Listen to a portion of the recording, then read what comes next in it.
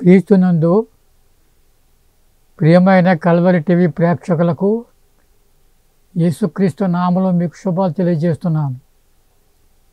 The Christian hope ministries అందించు అద్దరికి నడిపించుమా అనే ఆధ్యాత్మిక కార్యక్రమానికి మిమ్మల్ని అందరినీ ప్రేమతో ఆహ్వానిస్తున్నాను.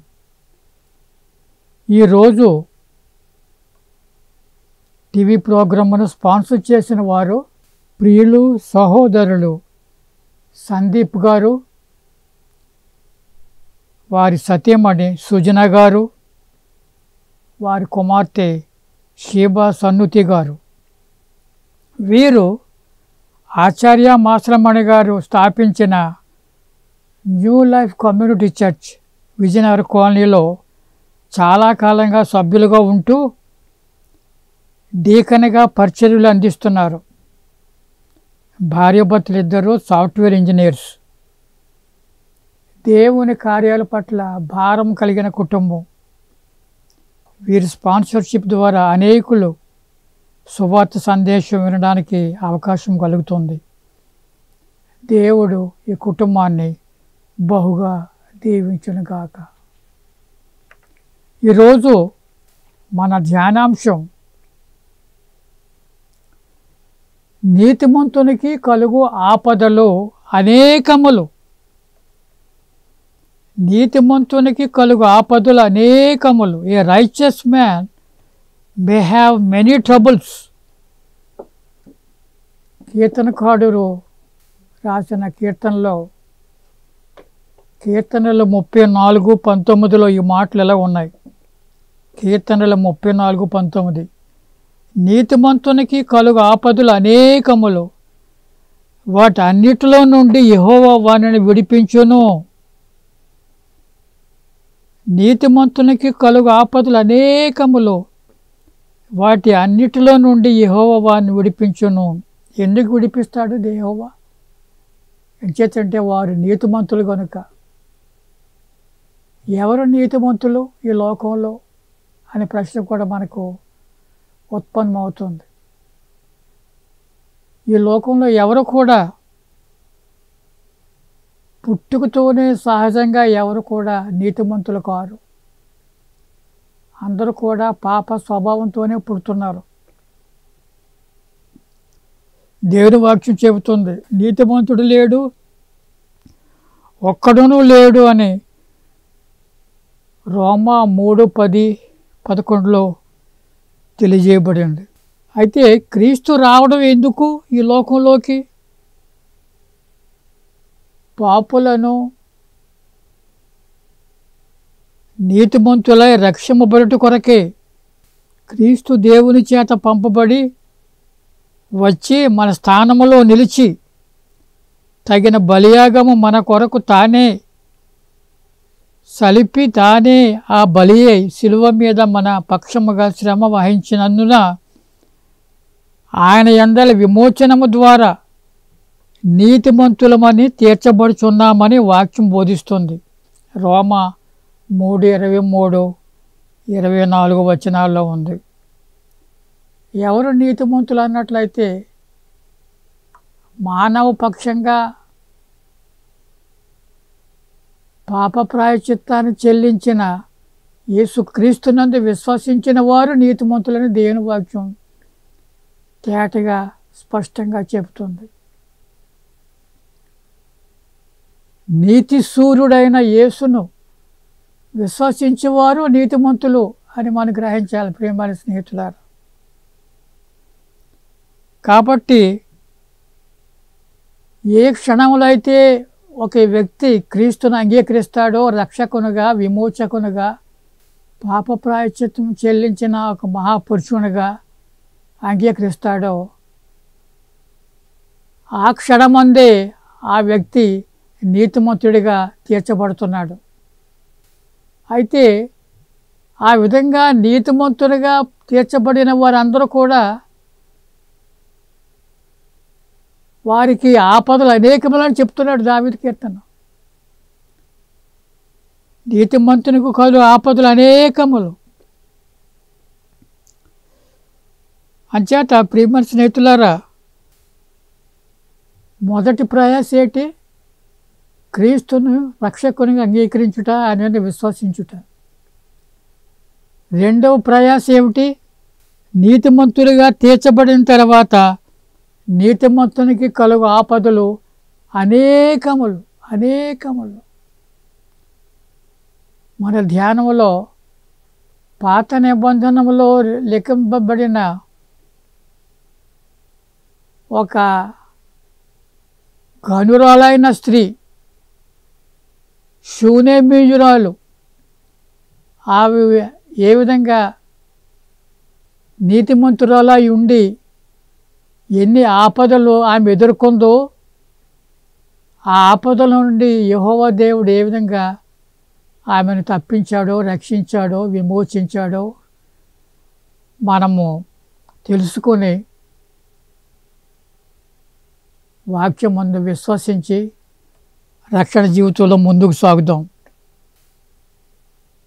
2వ రాజులు 4వ అధ్యాయం 8 నుండి 37 వచనాల్లో ఒక ఉదంతం ఉంది, ఎంతో ప్రాముఖ్యమైన ఉదంతం.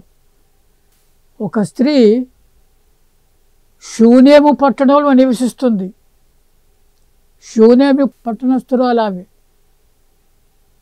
అయితే అక్కడ ఏముందంటే దేవుని వాక్యంలో ఘనురాలైన స్త్రీ ఆమె, ఘనురాలు అని పరిశుద్ధాత్మ దేవుడు వ్రాయించాడు. ఘనురాలైన షూనేమీయురాలు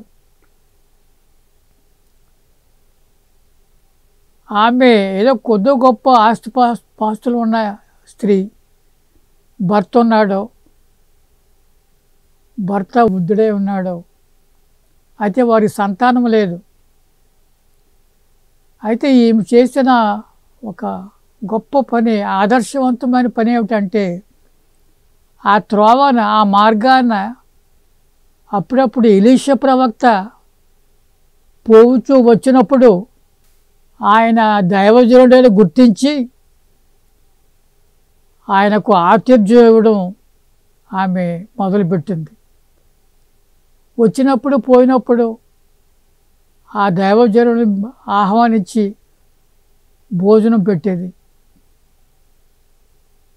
అంతేకాదు, ఆమె భర్తతో మాట్లాడి మన త్రోవ నుంచి వెళ్ళవచ్చుచున్న ఆయన దైవజనుడు, ఆయన కొరకు మన గోడ మీద ఒక గది కట్టించి ఆ గదిలో కొన్ని సౌకర్యాలు, వసతులు కల్పించి ఆయన వచ్చినప్పుడు పోయినప్పుడల్లా అందులో ఉండడానికి మనం చేద్దామంటే భర్త ఒప్పుకున్నాడు.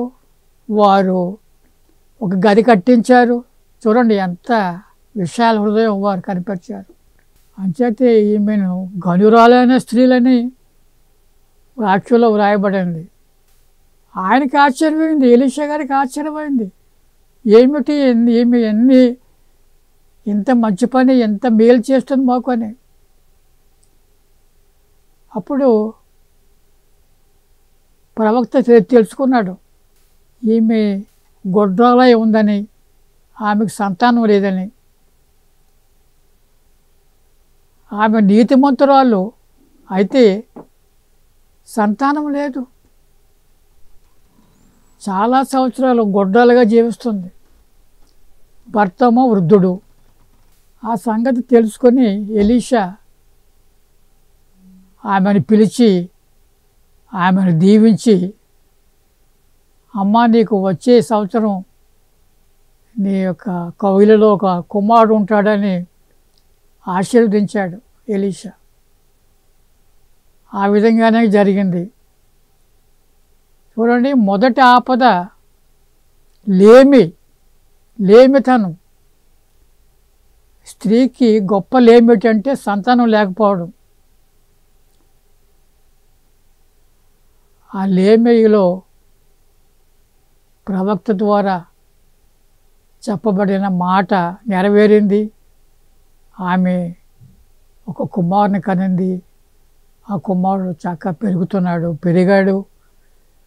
అయితే ఆ ఆపదంతో విముక్తి పొందిన తర్వాత రెండవ ఆపద వచ్చింది ఆమెకి. ఆ కుమారుడు పొలంలో పనిచేస్తున్నప్పుడు తల తిరిగి అతడు మతి తప్పి చనిపోతాడు. రెండవ ఆపద. అప్పుడు ఈమె మళ్ళీ ప్రవక్త దగ్గరికి వెళ్ళి తన యొక్క బాధ చెప్పుకున్నప్పుడు ప్రవక్త వచ్చి ఆ కుమారుని బ్రతికిస్తాడు. ఎలీషా ప్రవక్త వచ్చి ఆ కుమారుని బ్రతికిస్తాడు. రెండవ ఆపద తొలగింది, కుమారుడు బ్రతికాడు. మొదటి లేమి గొడ్డాలితనం అది పోయింది, కుమారుడు కన్నది. కుమారుడు తర్వాత చనిపోయాడు.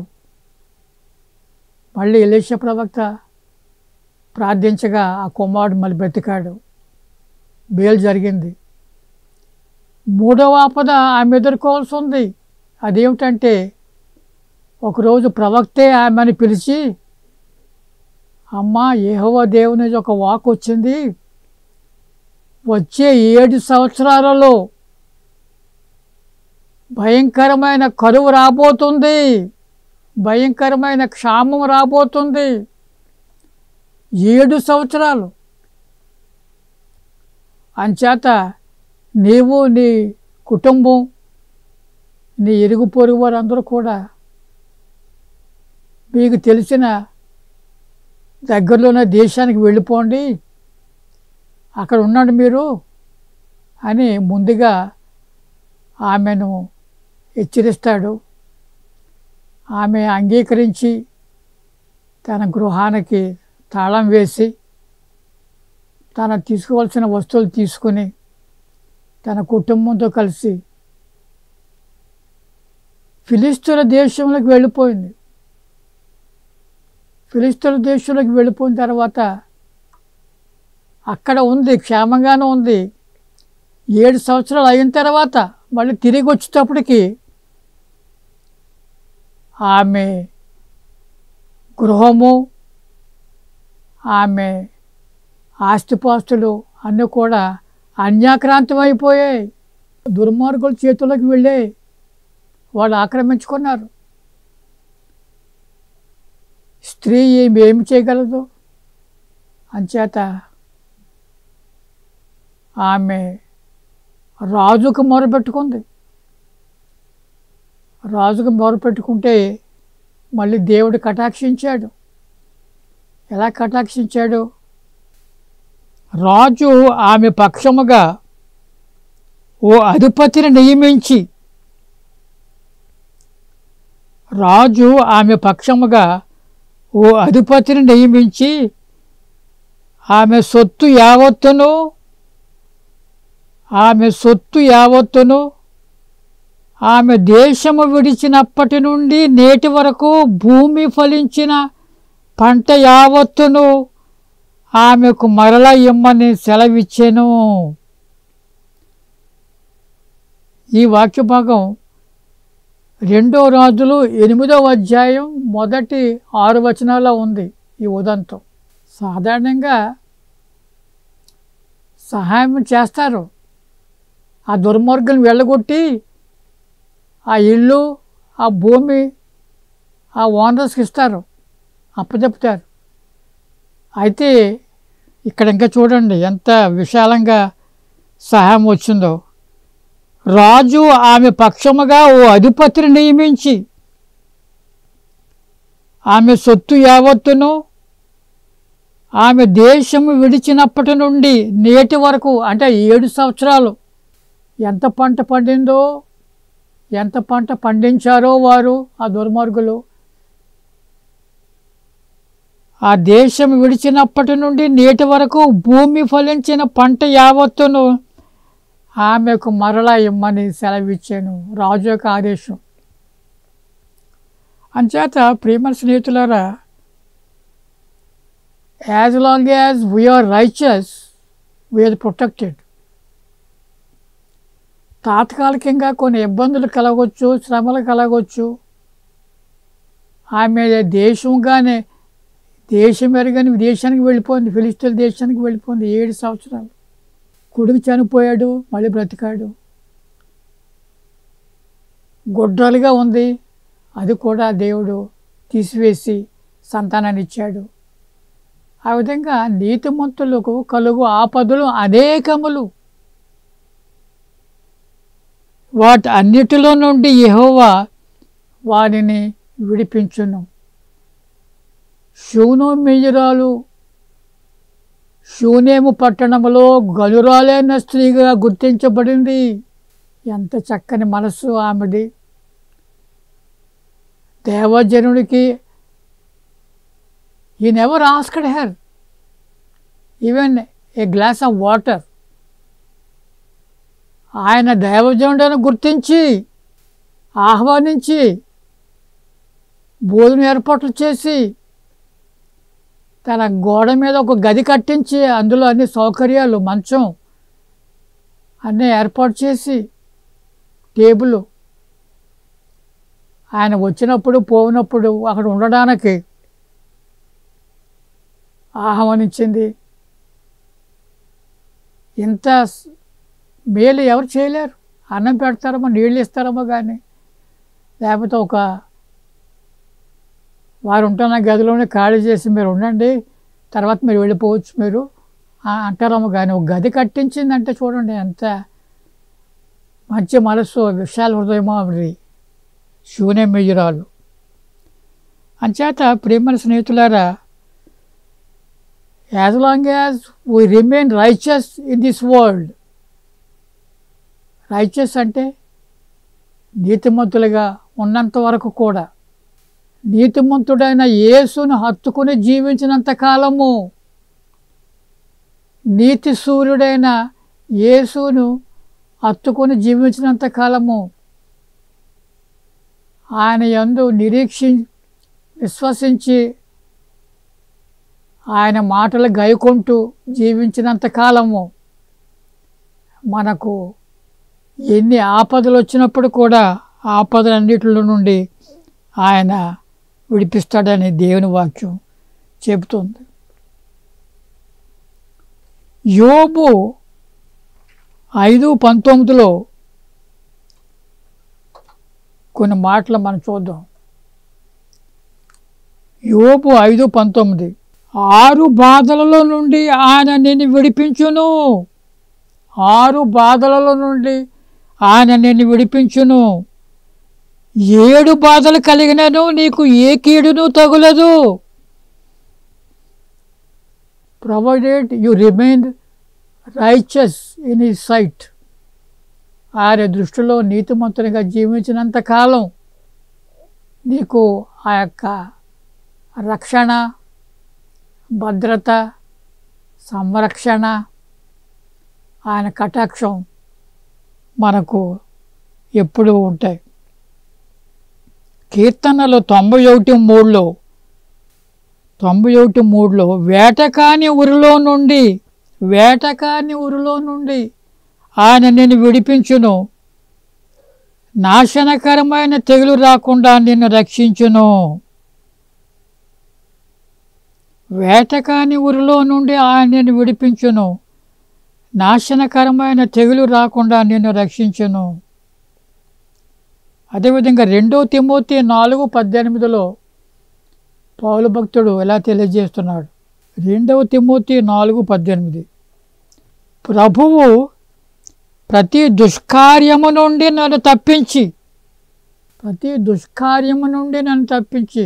ప్రతి కీడు నుండి, ప్రతి ప్రమాదం నుండి, ప్రతి ఆపద నుండి నన్ను తప్పించి తన పరలోక రాజ్యమునకు చేరునట్లు నన్ను రక్షించును.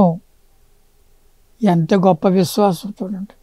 ఆయన యుగయుగములు ఆయనకు మహిమ కలుగునుగాక. అంచేత ప్రేమ స్నేహితులారా, నీతిమంతులుగా జీవించినంత వరకు, క్రీస్తును హత్తుకొని జీవించినంత వరకు వారికి ఉండే అభయాలు ఎన్నో ఉన్నాయి. 3 అభయాలు నేను జ్ఞాపకం చేస్తాను. మొదటిది 1 కొరింథీ 10:13 పౌలు భక్తుడు ఒక గొప్ప సత్యాన్ని బయలుపరుస్తున్నాడు. శోధనలు కలిగినప్పుడు శ్రమలో చిక్కుకున్నప్పుడు దేవుడు భరించే శక్తిస్తాడు. 1 కొరింథీ 10:13. అంతేకాదు, సహించగలిగినంత కంటే లెక్కలేని భారములను రానియ్యడు. సహించగలిగినంత కంటే లెక్కలేని భారములను రానియ్యడు.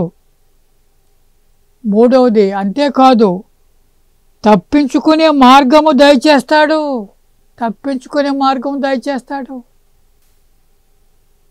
భరించే శక్తిస్తాడు. సహించగలిగినంత కంటే లెక్కలేని భారములను రానియ్యడు. He won't allow the troubles or afflictions that you cannot bear. అంతేకాదు, తప్పించుకునే మార్గం దయచేస్తాడు. తర్వాత రోమా 8:28లో క్రైస్తవులందరికీ ఈ వాక్యం కంఠస్థం. దేవుని ప్రేమించు వారికి, అనగా ఆయన సంకల్పము చొప్పున పిలువబడిన వారికి మేలు కలుగుటకై సమస్తమును సమకూడి జరుగుచున్నవని ఎరుగుదుము. ఒకటే కండిషన్, దేవుని ప్రేమించు వారికి. ఎవరైతే దేవుని ప్రేమిస్తారో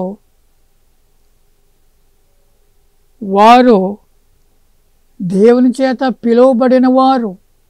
ఎందుకంటే ముందు ఆయన మనల్ని ప్రేమించాడు కనుక మనం ఆయన ప్రేమించడం గొప్ప విశేషం కాదు. అయినప్పటికీ మనము దేవుని ప్రేమిస్తూనే ఉండాలి. దేవుని ప్రేమించే వారికి, అనగా ఆయన సంకల్పము చొప్పున పిలువబడిన వారికి, అంటే ఆయన యందు విశ్వసించే వారికి ఆయన కట్టడలు, ఆయన ఆజ్ఞలు, ఆయన మాటలు గైకొని వారికి, ఆయన విశ్వాసులుగా శిష్యులుగా బ్రతుకు వారికి మేలు కలుగుటకై సమస్తమును సమకూడి జరుగుచున్నవని ఎరుగుదుము. 3వది 1 యోహాను 4:4లో యోహాను భక్తుడు ఇలా తెలియజేస్తున్నాడు, చిన్నపిల్లలారా, మీరు దేవుని సంబంధులు, మీలో ఉన్నవాడు లోకములో ఉన్నవాని కంటే గొప్పవాడు కనుక మీరు వారిని జయించి ఉన్నారు. మీలో ఉన్నవాడు లోకంలో ఉన్నవాని కంటే గొప్పవాడు, శక్తిమంతుడు, సమర్థుడు. అచేత మీరు వారిని జయించి ఉన్నారు అని దేవుని యొక్క వాక్యం ధైర్యపరుస్తుంది, చైతన్యపరుస్తుంది. ప్రియమైన స్నేహితులారా, ఈ అభయాలు మనం ఎప్పుడు మర్చిపోకూడదు.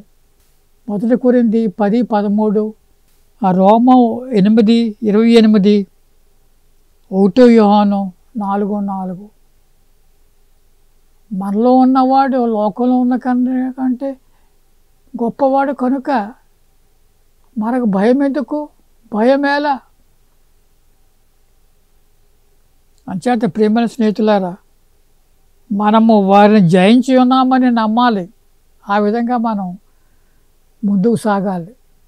అంచేత ప్రియమైన స్నేహితులారా, షూనేమీయురాలు చేసిన మంచి కార్యాన్ని బట్టి ఆమె ఆ పట్టణంలో గనురాలైన స్త్రీగా వర్ణించబడ్డారు. అటువంటి సత్క్రియలు కూడా మనం చేస్తే అది దేవునికి ఎంత ఇష్టమో తన ప్రజలకు, తన సేవకులకు. ఆమె పొందిన మేళ్ళు ఎన్ని చక్కని మేళ్ళు చూడండి. అచేత ప్రియమైన స్నేహితులారా,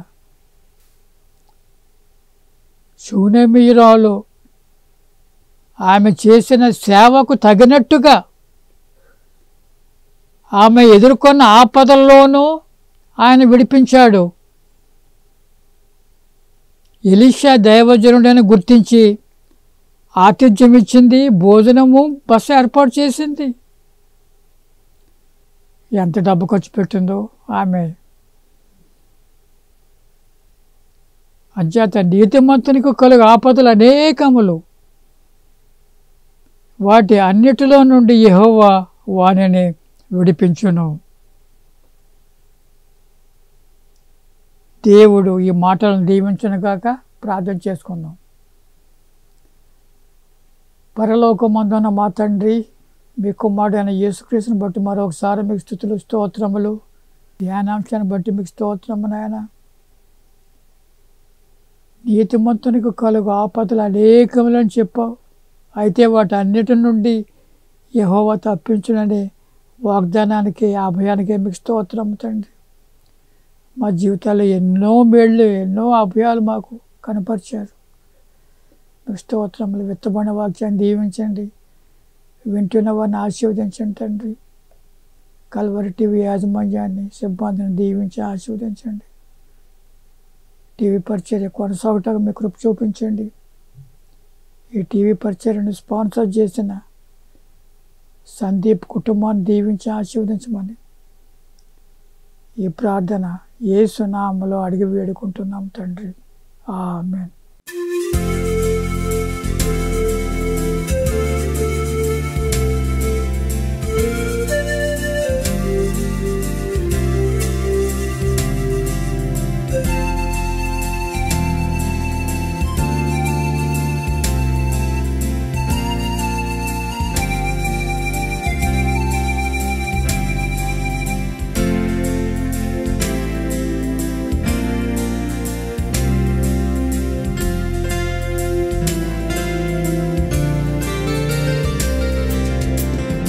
దారికి నడిపించుమా, అచ్చట మహిమలందించుమా.